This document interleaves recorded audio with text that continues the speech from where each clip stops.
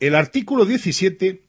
trata sobre un tema esencial para la formación de cualquier miembro de las fuerzas y cuerpos de seguridad del Estado, reconociendo el derecho fundamental a la libertad y a la seguridad.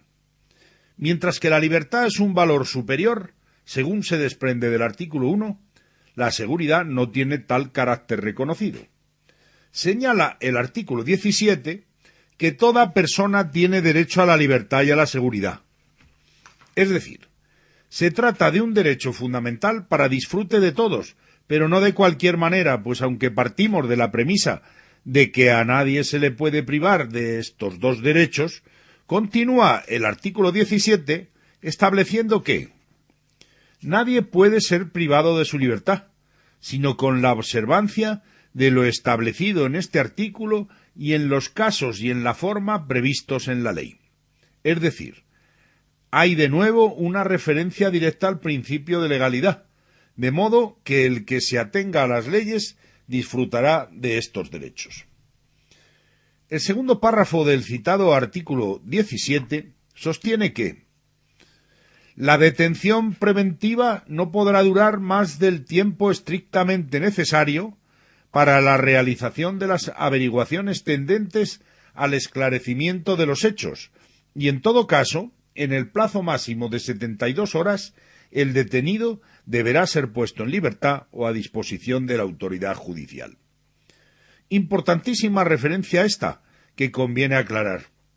Cuando se habla de detención preventiva, se trata de la detención policial, es decir, aquella que implica información de derechos al detenido, sólo practicable por agentes de la autoridad, quienes posteriormente, y ante la presencia de un letrado, procederá al interrogatorio del detenido. Cuando el párrafo anterior habla de que la duración de la detención preventiva no podrá durar más de lo estrictamente necesario, significa que la privación de libertad debe ser la mínima imprescindible, de modo que cuando se agoten todas las actuaciones encaminadas a esclarecer los hechos, la persona tiene dos salidas posibles: o es puesta en libertad, o bien entregada a la autoridad judicial sin que sea preciso agotar las 72 horas mencionadas en el artículo. Que quede claro que esas 72 horas son un tope máximo sólo alcanzable cuando la naturaleza y duración de las gestiones obliguen a ello, quedando prohibido agotar las 72 horas en los restantes casos, de modo que si tras privar a una persona de libertad las gestiones esclarecedoras han finalizado, por ejemplo, a las 19 horas, esa persona debe o ser puesta en libertad o entregada a la autoridad judicial, pero nunca continuar privada de libertad, lo que podría constituir un delito cometido por funcionario público contra los derechos fundamentales,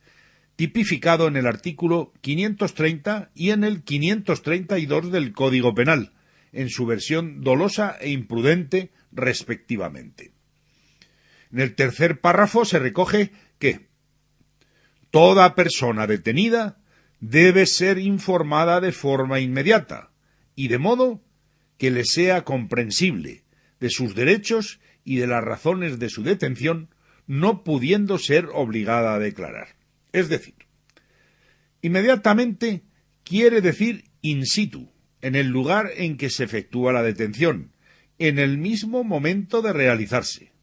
Lógicamente, si las condiciones mínimas de seguridad lo permitan, para no poner en riesgo al agente de seguridad. Lo normal es informarle de sus derechos una vez asegurado el detenido, o sea, que si se opone violentamente a la detención, será informado una vez engrilletado y calmado, con el fin de que pueda entender qué se le imputa y por qué se le detiene, en un lenguaje comprensible, fácil de entender y sin tecnicismos. Continúa el artículo señalando que se garantiza la asistencia de abogado al detenido en las diligencias policiales y judiciales en los términos que la ley establezca. La asistencia letrada siempre va a ser obligatoria para dar trámite a la diligencia de declaración, fundamentalmente a fin de asegurar las garantías procesales del detenido durante su privación de libertad cautelar.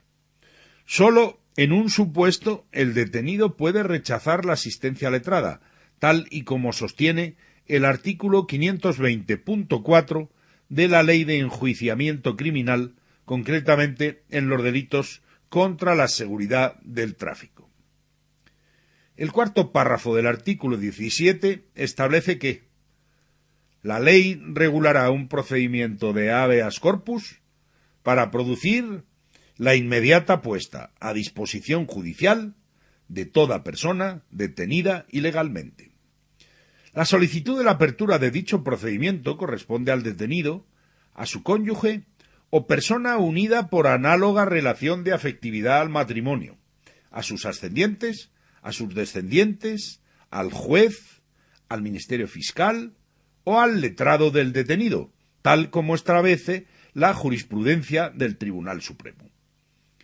El procedimiento en cuestión fue desarrollado por Ley Orgánica 6/84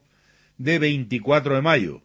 y por medio de él el detenido solicita ser puesto de inmediato a disposición judicial por considerar que su detención es ilegal,